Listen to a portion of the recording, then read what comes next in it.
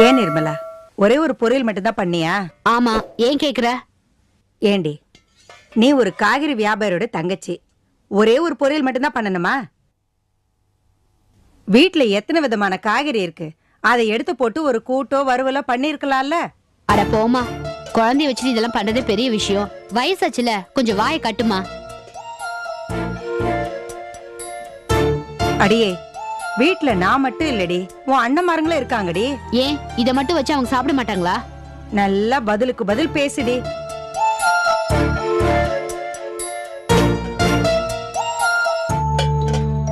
வாங்கப்பா வாங்க. இது எடு நிர்மலா. நீங்க சாப்பிடுங்கம்மா. இல்லப்பா, நான் சாப்பிட்டாச்சு, உட்காருங்க.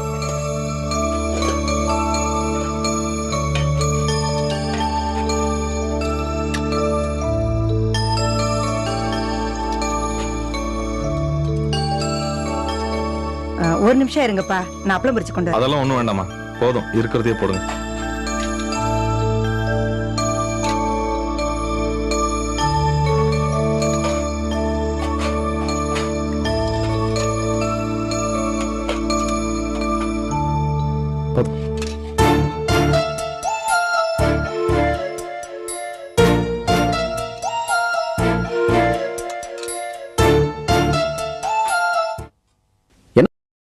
சாம்பார்ல ஒரு மனமே இல்ல.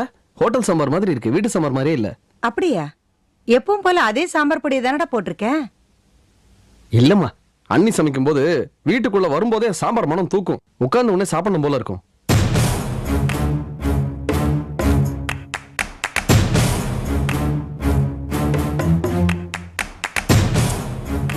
என்னம்மா அது? உருளைக்கிழங்கு பொரியல்ல எக்கச்சக்கமா மிளகா பொடி தான் தெரியுது. அண்ணி சமைக்கும் போது மிளகு தூள் தான் போடுவாங்க.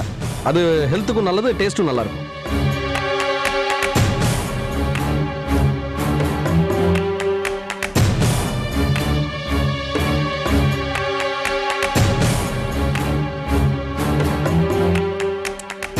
சாப்பாடு பாரு, சரியா வேகவே இல்ல, வேற வேறையா இருக்கு. அது அண்ணி சமைக்கும் போது. ஆமாடா, பிறந்ததுல இருந்து அந்த சிதம்பர வீட்டுல சரோக்கையால சாப்பிட்டுதான் நீ இவ்வளவு பெரிய ஆம்பளையா வளர்ந்துட்ட. டேய், வாய மூடிட்டு தின்னுடா. என்னமோ அண்ணி சாப்பாட்ட வர்ணிக்கிறான் பெருசா. ஏமா டென்ஷன் ஆற? அண்ணி சாப்பாடு நல்லா இருக்கும்னு உண்மையை தானே சொன்னேன். ஏண்டா, கஷ்டப்பட்டு இங்க உன் தங்கச்சி சமைச்சு வச்சிருக்கா, நான் பரிமாறிக்கிட்டு இருக்கேன். இத சாப்பிடும் போது எதுக்குடா அவ சாப்பாட்டை பத்தி வர்ணிச்சுட்டு இருக்க? நான் அதை பத்தி பேசுறது காரணமே இந்த சாப்பாடு தான். ரொம்ப சுமாரா தான் இருக்கு. டேய், இலை முன்னாடி உக்காந்துகிட்டு எதிரில இருக்க சாப்பாட்டுக்கு விசுவாசமா இருக்கணும்டா. அப்பதான்டா காலம் பூரா வயிறு காயாம கஞ்சி கிடைக்கும். நீ இப்படி நாக்குல தாளம் போட்டு பேசாதடா, நன்றி கெட்ட பயல. இப்ப என்ன நன்றி கெட்டு பேசிட்டோம்? ஏண்டா, எங்களை அவமானப்படுத்தணும் தானடா அந்த சரோ பத்தி பேசிட்டு இருக்க? இது என்ன விளையாட்டா இருக்கு? சரவணி இந்த வீட்டுல தான் இருக்கக்கூடாதுன்னு துரத்தி விட்ட, அவங்கள பத்தி பேசுறது கூட தடையாமா? டேய், இத பாருடா, இந்த மாதிரி கலரி விடுற பேச்செல்லாம் பேசாத. அதுக்கப்புறம் இந்த வீட்டுல உனக்கு சோறே போட மாட்டேன். அடிச்சு உன்னை வெளியே துரத்தி விட்டுருவேன். சரியா போச்சு. சரவணியும் இந்த வீட்டுல இல்லங்கிறது 4 பேருக்கு தெரிஞ்சிச்சுன்னா, அப்புறம் அருந்ததி, சந்தோஷ் அவங்க எல்லாம் இந்த வீட்டை விட்டு வெளியே போனது கூட நியாயம்னு தான் பேசுவாங்க. அவங்க எல்லாரும் இந்த வீட்டை விட்டு வெளியே போனதுக்கு நாம தான் காரணம், நம்மள தப்பா பேசுவாங்க, தெரிஞ்சுக்க. ஏண்டா அறிவு கட்டவனே, மத்தவங்க சொல்லுவாங்க, நீ எப்படா சொல்லலாம்? முதல்ல உன் மனசுல அப்படி ஒரு எண்ணம் எப்படா வரலாம்? நானும் அவங்க 2 பேரும் வெளியில போறதுக்கு காரணம்? நான் அப்படி சொல்லலமா, உலக நடப்பை பத்தி பேசினேன், அவ்வளவுதான். இதே இன்னொரு வீட்டுல அப்படி நடந்தா கூட நாமளும் அப்படித்தானே பேசுவோம். தப்பான கிரக சேர்க்கையில பிறந்த பயடா நீ. அம்மா, ஒரு நிமிஷம்.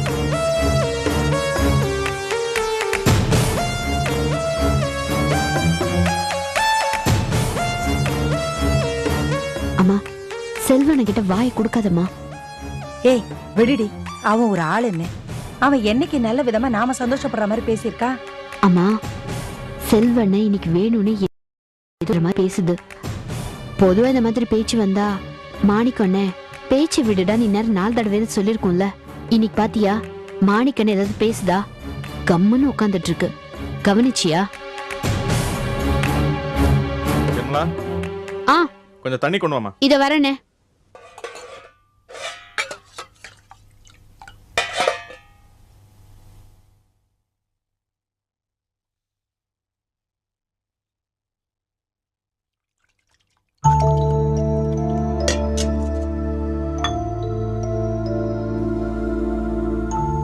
போமானே, இல்ல நீ கிளம்பு, நான் அப்புறம் வரேன். சரி.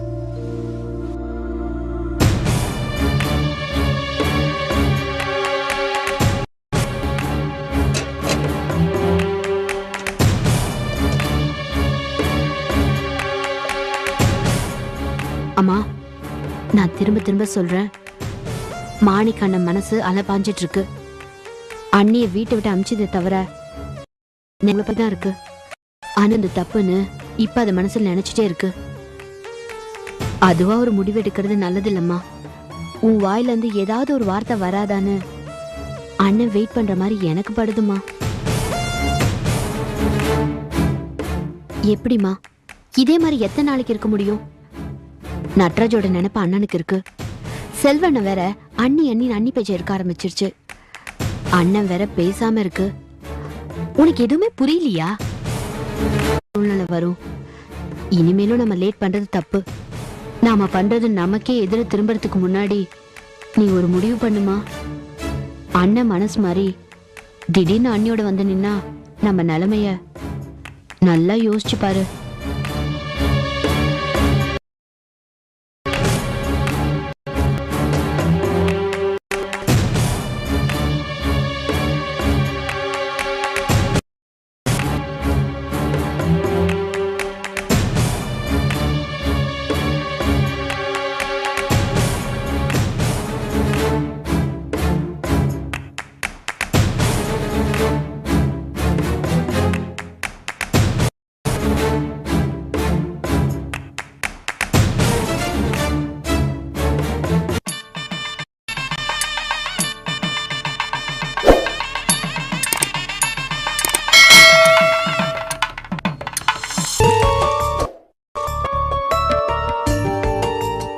பவானி, நம்பவே முடியல.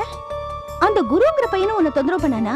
ஆமாக்கா, கொஞ்சம் அப்படி இப்படிதான் இருந்தான். அப்புறம் நான் அவன்கிட்ட பேசினேன். என் மனசுல படிப்பு மட்டும்தான் இருக்கு, வேற எந்த எண்ணமும் கிடையாது, என்ன தொந்தரவு பண்ணாதுன்னு சொன்னேன். அதுக்கப்புறம் என்ன புரிஞ்சுக்கிட்டான். இப்ப நாங்க 2 பேரும் நல்ல ஃப்ரெண்ட்ஸ். என்னக்கா, நீ எவ்வளவு கரெக்டா நடந்திருக்க. ஆனா நான் என்னமோ தேவையில்லாம கண்டபடி யோசிச்சு உன்னை சமயத்துல மூஞ்சில அடிச்ச மாதிரி பேசிட்டேன். எனக்கே வருத்தமா இருக்குடி. நீ எவ்வளவு நல்ல பொண்ணு. பவானி, நீ தாண்டி அப்பாக்கு பெருமை சேர்க்க போற.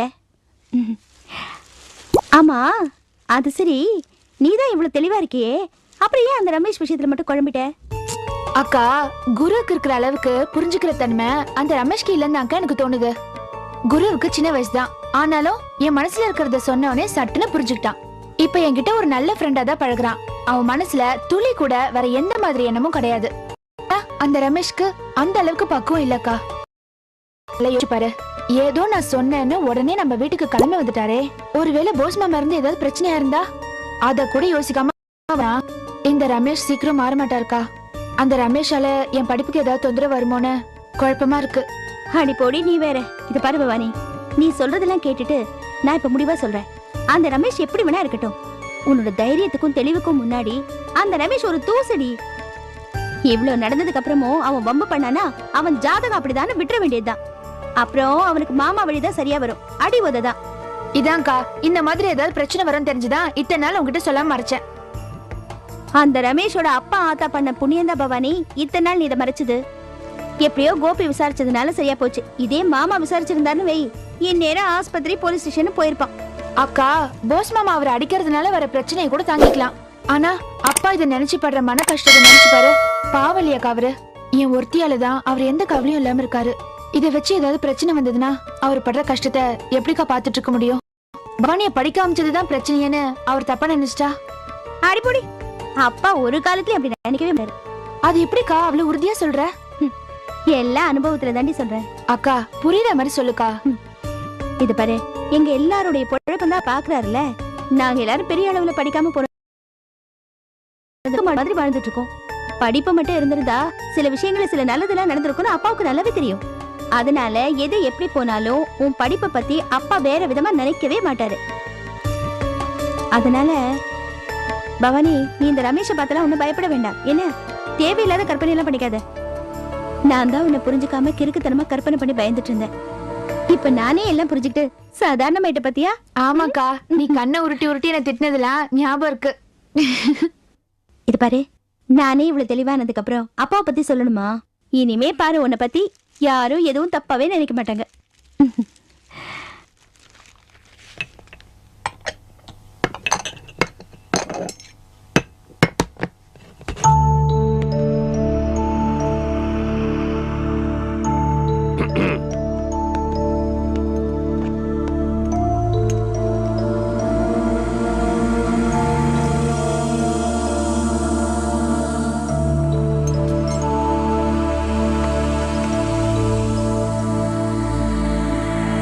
என்னங்க என்னடி?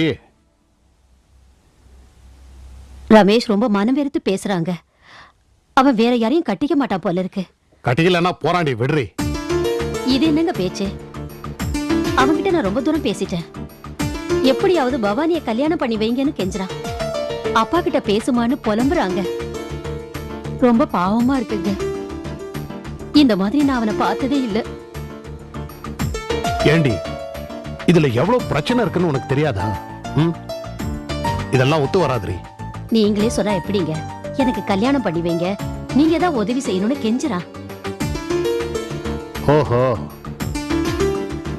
ஏண்டி இவ கொஞ்ச நெஞ்ச பிரச்சனை அடி பண்ணிருக்கான். முதல்ல மாணிக்கத்துக்கிட்ட சண்டைய ஆரம்பிச்சான். அப்புறம் அப்படியே தொட்டு தொட்டு அவன் சகலன்னு இவன் சண்டை போடாத ஆளுங்களே இல்லங்கிற அளவுக்கு ஆயிப்போச்சு. சரி, அதெல்லாம் இருக்கட்டும். இந்த பய வயசுன்னா அந்த பொண்ணு பிரச்சனை இல்லைங்க, மனசுதான் வேணும். நம்ம வசதிப்படி நாம பேசக்கூடாதுரி. அந்த பொண்ணு பாவம் காலேஜ்ல படிக்குது. காலேஜ் படிக்கிற பொண்ணை போய் நாம கட்டி வைங்கன்னு கேட்டா அவங்க எப்படி ஒத்துப்பாங்க? ஏற்கனவே இவனை பார்த்தாலே ஒதுங்கி போற அளவுக்கு தான் இவனை நடந்துட்டு இருக்கான். அது மட்டும் இல்லடி, இவனை கண்டாலே அவங்க வீட்டுல எல்லாருக்கும் எரிச்சல் தாண்டி வரும். இது பார், இதெல்லாம் சரியா வரும்னு எனக்கு தோணல. என்னங்க இப்படி பேசினா எப்படிங்க? ஏண்டி, இவன் லவ் பண்றது பிடிக்காமலா நான் இந்த மாதிரி எல்லாம் பேசிட்டு இருக்கேன்? இதெல்லாம் நடக்காதுரி. இவனா வேற யாரையாவது லவ் பண்ண சொல்லு, நாம கல்யாணத்தை பண்ணி வைப்போம். கரெக்டா சிக்கலான பொண்ணை தேர்ந்தெடுத்தா எப்படி? என்னங்க, நான் நிறைய பேசிட்டேன். அவன் ரொம்ப வைராகியமா இருக்கான். இவதான் அவன் மனசுல இருக்காளாம். அவன் மனசை மாத்திக்க மாட்டாங்க. நீ என்னடி அவன மாதிரி புரியாம பேசிட்டு இருக்க? மாணிக்கம் சிதம்பரத்தோட மாப்பிள்ள. இவன் மாணிக்கத்தோட தங்கச்சியை ஏமாத்தி இருக்கான். அவன் தம்பியை அசிங்கமா பேசி 4 ஆளை வச்சு அடிச்சிருக்கான். அவங்க அம்மாவை நடு ரோட்ல போட்டு உதைச்சு சண்டை போட்டு பெரிய அசிங்கமே நடந்திருக்கு. இவ்வளவெல்லாம் நடந்ததுக்கு அப்புறம் அந்த குழந்தையால இவன் கல்யாணம் பண்ணிக்க போனா அவன் அருவாளை வச்சு இவனை வெட்ட வர மாட்டானா? ஏங்க, அதெல்லாம் வேற வேற.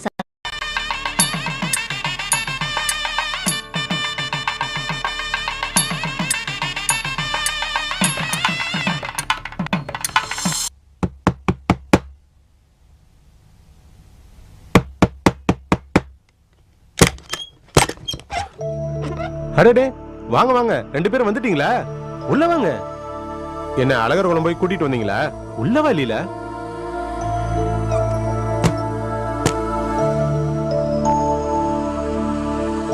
என்ன எதுவும் பேச மாட்டேங்கிறீங்க?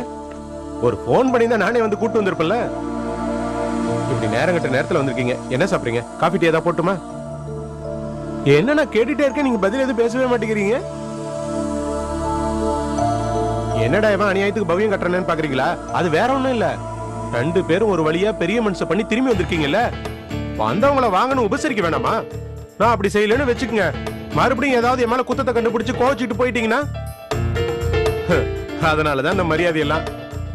காலம் அப்படி இருக்கு. இருங்க இருங்க, கொஞ்சம் வெயிட் பண்ணுங்க. ஹலோ, நான் தான் ரவி பேசுறேன். சொல்லுங்க, என்ன விஷயம்? ஓஹோ, அது அப்படிதான் ஆகும். அதுக்கு தான் சொல்றது, கொஞ்சமா ஆடணும், ஓவரா ஆட்டம் போடக்கூடாதுன்னு. உலக நிலவரம் அந்த மாதிரி. இத பாரு, எங்க சுத்தினாலும் இங்கதானே வந்தாகணும். அப்புறம் வேற எங்க அவங்களுக்கு போக்கிடும்? என்ன நான் சொல்றது உனக்கு புரியலையா? அதாவது உன்னோட லெவல் என்னன்னு தெரியாம துள்ளாதுன்னு சொல்றேன். எத்தனை நாளைக்கு தான் மத்தவங்க உன்னை வச்சு தாங்குவாங்க? என்னது ராங் நம்பரா? இப்ப என்னையா கெட்டு போச்சு? நல்லது யாரு சொன்னாலும் கேட்டுக்க வேண்டியதானே? ஓசில அட்வைஸ் கிடைக்குது இல்ல? போனவையே ராங் நம்பரா? நான் சொன்னதெல்லாம் ரைட் மெசேஜ், ஆனா ராங் நம்பரா. என்ன 2 பேரும் வெளியூர் போய் வந்துட்டீங்களா? மாறி மாறி பேசி என்ன டார்ச்சர் பண்ணுவீங்க.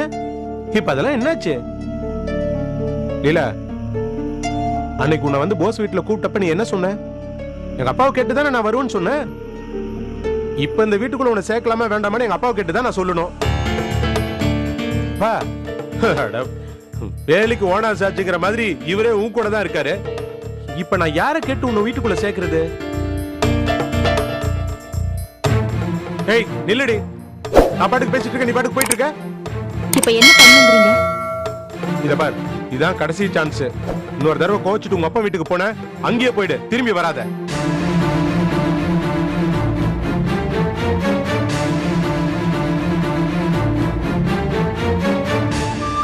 ரெண்டு மூணு நாள் நிம்மதியா இருந்தல்லம்மா. இதெல்லாம் பழகி போனது தானே மாமா. என்ன பண்றது?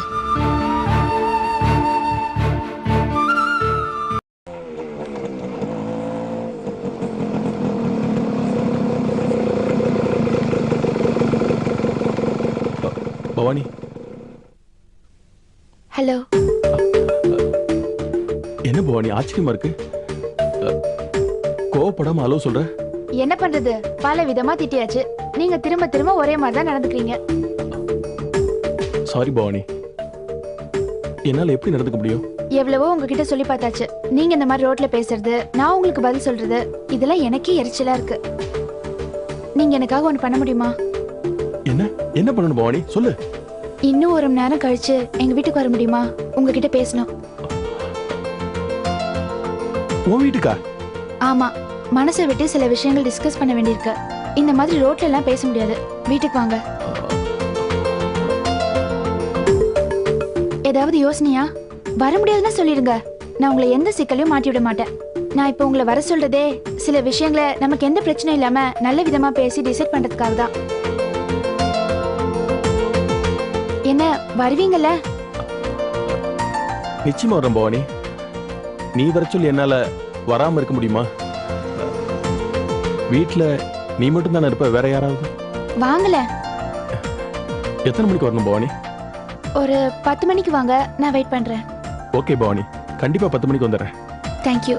டைம் ஆயிடுச்சு, நான் கிளம்புறேன். பாய்.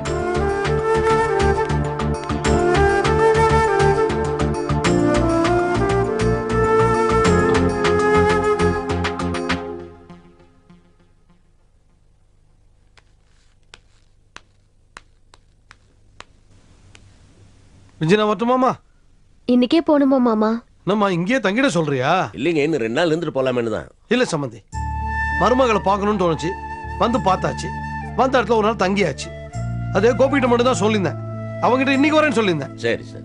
ஒரு 2 நாள் இருந்துட்டு போலாமே. இல்லம்மா, வந்தாச்சு, எல்லாரையும் பார்த்தாச்சு. வந்த இடத்துல சிரிச்சு பேசி சமைச்சும் சாப்பிட்டாச்சு. மனசுக்கு ரொம்ப நிறைவா இருக்குமா. அப்புறம் என்ன கிளம்ப வேண்டியது தானே? அங்க எல்லாரும் என்ன தேடுவாங்கம்மா. சரிங்க மாமா. சரவண வரட்டுமா? மாமா, நீங்க வந்தது எங்க எல்லாருக்கும் ரொம்ப சந்தோஷமா இருக்கு. நீங்க இன்னைக்கே கிளம்பணுமா? என்னம்மா இது? இது நம்ம வீடு தானே, எப்போ நினைச்சா வந்து பார்த்துட்டு போலாம்ல. இப்ப புறப்புறன்னு நினைச்சா வந்துடுறேன். வரட்டுமா? வரேன் இல்ல? வாங்க மாமா. வரேன். படம் பார்த்துக்கோ. சரிங்க மாமா. விஜயோட மாமனார் ஒரு அபூர்வ பெரியவர். பாவம், மருமகளை பாக்குறதுக்குன்னு மெனக்கிட்ட இவ்வளவு தூரம் வந்திருக்கிறாரு பாரு. எத்தனை பேருக்கு இந்த மாதிரி மாமனார் கிடைப்பாங்க? என்ன இன்னும் 2 நாள் இருந்துட்டு போயிருக்கலாம். ஆனா சம்பந்தி வீட்டுல இருக்கிறது கூச்சமா இருக்குது போல இருக்கு. எனக்கு புரியுது, அவரை சொல்லி குத்தம் இல்லையே. நமக்கே இன்னொரு வீட்டுக்கு போனா 2 நாளைக்கு மேல தங்கினா கூச்சமா தான் இருக்கு. அப்படிதான் இருக்கணும். சரி வாங்க உள்ள போ. வா.